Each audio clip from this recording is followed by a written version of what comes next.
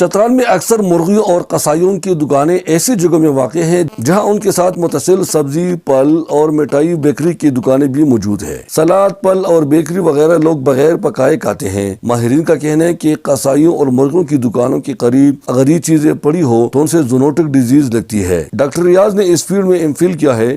ان کا کہنا ہے کہ زونوٹک ڈیزیز وہ بیماریاں ہیں جو جانوروں سے انسانوں اور انسانوں سے جانوروں کو لگتی ہے۔ ان بیماریوں کی تعداد 360 سے زیادہ ہے۔ چند سال پہلے ریلیف انٹرنیشنل نامی ادارے نے اس پر باقاعدہ ضلعی انتظامیہ، قصائیوں، مرغ فروش اور سول سوسائٹی کے اراکین کو تربیت بھی دی تھی۔ اس میں لوگوں کو خبردار کیا گیا تھا کہ جو چیزیں بغیر ابالے ہوئے یعنی پکائے بغیر ہم کھاتے ہیں انہیں مرغیوں اور گوشت کے قریب نہیں رکھنا چاہیے ورنہ زونوٹک بیماریاں لگنے کا خطرہ ہے۔ سابقہ district health officer doctor Haider Almulk نے بھی اس بات کی تصدیق کر لی، جنہوں نے پبلک ہیلتھ میں ماسٹر ڈگری حاصل کی ہے۔